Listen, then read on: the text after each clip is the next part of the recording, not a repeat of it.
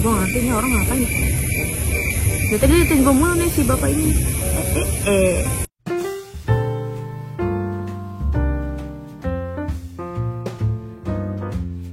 Hai, selamat datang kembali ke channel gue.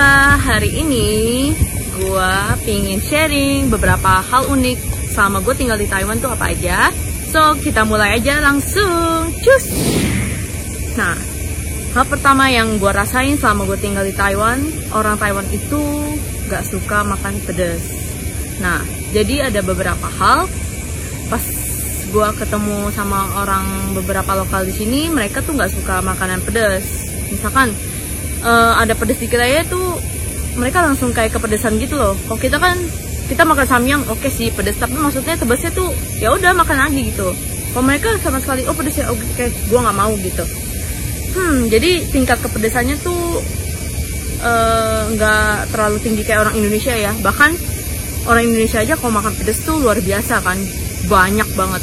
Dan cabenya malah kayak misalkan makan bakso nih, kalau orang Indonesia cabai pakai bakso, bukan bakso pakai cabai, ya kan? Nah, kalau di sini, no, mereka itu makan minim sambal. Oke, number 2, orang Taiwan itu nggak suka ngaret, bener-bener parah. Mereka tuh on time banget, bahkan ya bisa dibilang mereka itu on time-nya bisa 5 sampai dengan 7 menit sebelum janji sama orang gitu. Jadi mereka udah datang duluan gitu. Kalau Indonesia itu kan ngaret ya, hobinya ngaret. Jadi kalau misalkan udah janjinya segini baru jalan gitu kan. Dan lanjut ke yang ketiga, nggak ada semprotan cebokan, itu nggak ada. Jadi orang Indonesia itu kan kita disediain flash, bukan flash sih, apa sih, sedot air yang buat kayak cebok gitu kan, yang ada kayak pistol gitu, gitu. Nah kalau di sini setiap WC itu ya kita nggak punya kayak gitu di sini. Jadi mereka selalu menyiapkan atau disediakan tisu. Jadi ambil tisu langsung gitu. Jadi kalau orang Indonesia itu kalau nggak cebok pakai air tuh ada yang kurang. Kalau orang Taiwan pakai tisu gitu. Lanjut yang keempat, nggak pakai sendok garpu. Jadi orang di sini tuh emang kalau makan itu cuma pakai sumpit. Kalau kuah iya pakai sendok. Tapi kalau untuk garpu no, mereka cenderungnya pakai sumpit. Kecuali mungkin makanan kayak spaghetti atau makanan yang kayak mix yang dari luar kayak gitu-gitu sih. Jadi mereka cenderung pakai sumpit. Untuk gua sendiri gua nggak bisa pakai sumpit karena gue kagak bisa aja gitu kayak ngambil secuil. Gue nggak bisa, gue langsung ambil banyak gitu. Ibaratnya kalau kita ambil nasi pakai sendok yang ini, sentong langsung gue habisin tuh kayak gitu. Lanjut ke yang kelima, mandi sekali. Yes, mandi sekali. Jadi orang-orang di sini tuh kalau mandi cuma malamnya doang. Jadi kalau pagi-pagi itu mereka tuh nggak mandi sama sekali. Jadi gue punya pengalaman. Gue kan pernah tinggal di rumah saudara gue beberapa kali ya. Nah mereka itu kalau misalkan mandi itu cuma malam. Jadi paginya itu cuma cuci muka, sikat gigi, cuci tangan, cuci kaki, and then ganti baju. Gue nggak tahu mereka ganti celana dalam apa enggak. I don't know. Tapi kalau malam pasti ya semuanya ganti baju dong, nggak mungkin enggak. Mereka nggak peduli itu mau winter mau panas, mereka tetap nggak mandi pagi. Jadi mandi cuma sehari sekali doang, itu pun malam abis kerja. Pokoknya mandinya malam aja, nggak pagi nggak siang. Terus pas gue tinggal di rumah saudara gue itu gue kan selalu mandi pagi ya. Terus mereka kayak bilang lu nggak boleh lo mandi pagi. Terus gue kayak I was like why? Kan maksudnya even gue emang bersih gitu ya, coba kan ada hal-hal yang tidak enak lengket-lengket di badan gitu kalau nggak mandi pagi.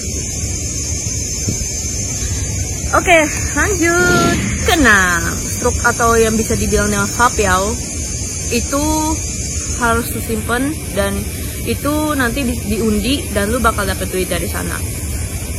Gue nggak ada contohnya sih ya, gue nggak bawa. Jadi contohnya itu kayak struk belanjaan biasa, kayak misalkan ke Alfamart sih, itu mah di Indo ya.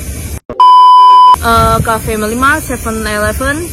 Nah itu tuh mereka bakal kasih struk, dan itu ada kode-kodenya gitu. Dan itu tuh nanti bakal diundi setiap 2 bulan sekali atau sebulan sekali, gue lupa ya. Dan gue pribadi, gue gak pernah mendapatkan duit sepeser pun dari Fapiao atau struk belanjaan. Jadi ya gitu deh. Katanya sih yang paling kecil itu 200 NT. 200 NT itu sekitar 90.000 ya, 99.000. Terus kalau yang paling gede itu 4M. Jadi kalau bener-bener hoki lu dapet 4M, wah gila lu coy, kayak mendadak gua. Oke lanjut ke yang ke-7. Kalau misalkan dimanapun antri atau kayak mau naik eskalator, mereka selalu di sebelah kanan ngantri, nggak pernah enggak. Jadi haluan kiri itu untuk mendahului, haluan kanan itu untuk antri buat naik ke atas eskalator. Jadi di sini tuh budayanya itu lebih kayak orang Jepang kali ya. Soalnya mirip banget sih budayanya gitu. Apa? Tertib, rapi gitu-gitu. Dan kalau misalkan ada yang nyelak, mereka pasti langsung sini-sini lo gitu deh. Jadi jangan pernah menyelak, kecuali kalau misalkan lo ask them, kayak minta tolong, gue mau ini dulu ya, sorry gitu. Mungkin dia mereka bakal ya kasih izin permission gitu deh. Lanjut yang ke-8, barang gak bakal dicolong. Seperti yang gue bilang, itu barang-barang apapun yang lo taruh di sini nggak akan hilang. Mereka bakal nggak ambil, even itu kayak HP atau laptop kayak gitu-gitu. Jadi hal yang bukan milik mereka nggak bakal ambil gitu. Jadi di sini tingkat kejujurannya sangat-sangat tinggi, seperti yang gue bilang itu kayak orang Jepang. Jadi bener-bener gue sendiri kayak speechless gitu, kayak beda banget kalau sama orang Indo gitu ya. Kalau kita kan ambil duit, aduh gue di jalan cuy, koin, ambil, sikat bro, kalau bisa, iya gak sih? Anda. Oke lanjut yang ke-9, orangnya super ramah-ramah. Nah, ketiga ini yang sama nomor sebelumnya itu sama. Jadi bener-bener kayak orang Jepang lah budayanya gitu, kayak polite, terus bener-bener ramah banget, terus budaya antrinya luar biasa. Itu mereka mengikuti budaya Jepang. Tapi kalau gua baca resort-resortnya gitu di Google, emang budaya Taiwan itu cenderung ikuti budaya Jepang begitu. Dan misalkan saking ininya ya, mereka ramanya tuh gue sampai kayak aduh kayaknya gue enak, gue jadi kalau jalan tuh kayak apapun gue langsung senyum.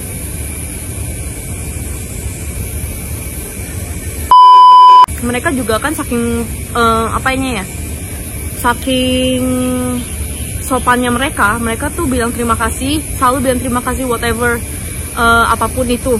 Misalkan shishie, misalkan ya, shishie, buhui, kayak gitu. Jadi yaudah, nggak usah terima kasih, santai bro, chill kayak gitu. Oke lanjut, yang selanjutnya gratisannya banyak. Ini hal yang paling gue suka. Jadi selama gue tinggal di sini, gratisannya tuh unik-unik ya. Kayak misalkan orang-orang tuh banyak banget ya yang kayak pekerjanya gitu atau apa, SPG mungkin ya, mereka tuh kayak kasih jas hujan atau kayak sampel sih udah hal yang biasa ya. Terus kayak pulpen, something like that. And kalau di kampus gue sendiri itu dia kayak misalkan kayak ada acara kayak Hari Bacang Day kemarin gitu, waktu itu dikasih bacang gratis, Bo. Nggak main-main cuy. Hari bacang, dikasih bacang. Terus kayak ada hari apa ya, kayak hari jeruk bulat gede itu apa sih, jeruk Bali ya, dikasih cuy, nggak main-main, satu yang gede. Terus kan masih ada sisa ya waktu itu, sama petugas kampus gua itu, sekretarisnya mungkin itu siapa ya, mereka tuh karena masih ada sisa banyak, saking banyaknya nggak ada yang mau ambil, gua ambil semua sekardus. Isinya itu sekardus gua nggak tahu berapa ya, jadi karena isinya banyak gua ambil 12 biji kalau nggak salah. Terus Udah tuh gue simpen ke kamar gue saking bingungnya, ini apa gue tiap hari gue harus makan buah jeruk ini, saking gedenya. Itu kan gede-gede banget ya, gue bagi-bagiin dah sama temen-temen gue akhirnya. Sama gue bagiin ke tetangga dom gue juga gitu. Jadi enak kesini, jadi mereka tuh loyal banget tuh soal kayak gitu ya. Nah kok kita kan soal gratisan itu kan sensitif lah, kita langsung sikat men apapun yang gratis. Oke lanjut. Susah cari tong sampah. Gue juga ngerti kenapa setiap gue kemanapun kayak even gue ke night market, terus ke apa ya, ke public area gitu, itu susah banget cari sampah. Kan kita banyak kayak abis nenteng sana sini, tapi tong sampah tuh hampir nggak ada, bener-bener nggak ada. Gue nggak tahu alasannya kenapa. Tong sampah itu minim banget. Kadang-kadang nggak provide itu tempat sampah, tong sampah. Sampahnya itu gue simpen ke dalam tas. Mereka mungkin juga begitu, karena kalau gue lihat juga jalanan bersih, even kalau itu di night market gitu kan, jajanan kan pasti di mana-mana gitu kan kertas, tapi sampah tuh nggak ada cuy. Itu gila keren banget. Dan sampah-sampah di sini tuh dibagi jadi 3 jenis gitu-gitu. Kayak sampah plastik, kertas, kaleng, terus yang didaur ulang kayak gitu-gitu. Jadi mereka dipisahkan gitu loh. Jadi nggak sembarangan. Kalau di Indonesia kan dicampur semua jadi satu. Kalau di sini enggak, jadi mereka dipisah-pisahin dulu. Misalkan kalau ada kayak sisa makanan kuah-kuah gitu, lu harus buang kuahnya dulu, lu cuci dulu tuh isinya, buang, baru lu buang ke tong sampah kayak gitu. Jadi itulah yang nggak bikin sampah di Taiwan juga nggak bau. Kalau di Indonesia lu semua lu campurin, mau bangkai tikus kayak, mau itu bangkai apa kayak, kecoa kayak, terus sisa makanan yang udah bertahun-tahun lah, terus ada pup siapa lah, inilah itulah, itu dijadiin satu kan kayak gitu. Lanjut, orang tua di Taiwan itu bener-bener strong banget. Yash, kenapa ya, gue juga bingung kenapa itu orang-orang tua di sini tuh bener-bener tough. Jadi gue sering banget menemukan, karena gue tinggal di gunung kan, ini tempat wisata. Jadi orang-orang tua di sini tuh even kakek-kakek, nenek-nenek itu mereka bawa kayak tongkat, mereka daki gunung, hiking by themselves. Yes. Jadi mereka pakai tongkat jalan kayak naik ke atas gitu. Gila, itu luar biasa men. Mereka masih kuat, dan bahkan gue liat nenek-nenek masih nyetir motor sendiri. Yes. Gue ngerti ini orang ngapain ya. Dia tadi liatin gue mulu nih si bapak ini. Nah terus yang gue temuin juga orang tua kayak kakek-kakek, nenek-nenek di sini itu, mereka bawa banyak belanjaan nih. Mereka tuh selalu bawa kayak dorongan, kayak tempat abis belanja dari pasar, kayak dorongan gitu. Itu kan berat ya, dan itu banyak juga isinya gitu. Terus mereka kayak naik transportasi umum kayak bis, MRT, kayak turun naik kan mesti agak pinggang gue gitu. Di sini nggak. Jadi kalau waktu itu pas gue turun dari stasiun MRT gitu, ada salah satu nenek di depan gue waktu itu, dia mau turun. Terus gue langsung refleks kayak mau nolongin dia turunin barangnya. Dia bilang nggak usah, boleh nggak usah gitu. Jadi mereka tuh nggak mau ditawarkan bantuan, karena kalau selagi mereka masih bisa, mereka bakal turun tangan sendiri kayak gitu. Jadi benar-benar independen sekali orang tua di sini. Jadi itu deh beberapa hal unik yang selama gue alami di Taiwan. Itu tuh pertama pas gue merasakan itu kayak culture shock gitu. Cuma lama-lama kayak ini patut dicontoh sih, maksudnya dari antriannya, kebersihannya, terus apa ya, attitude, manners, segala macamnya like that.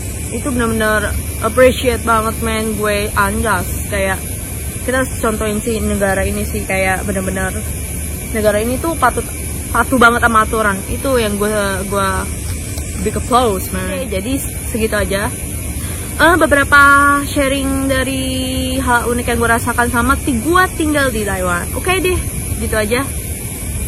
Kita see you next konten selanjutnya. Bye.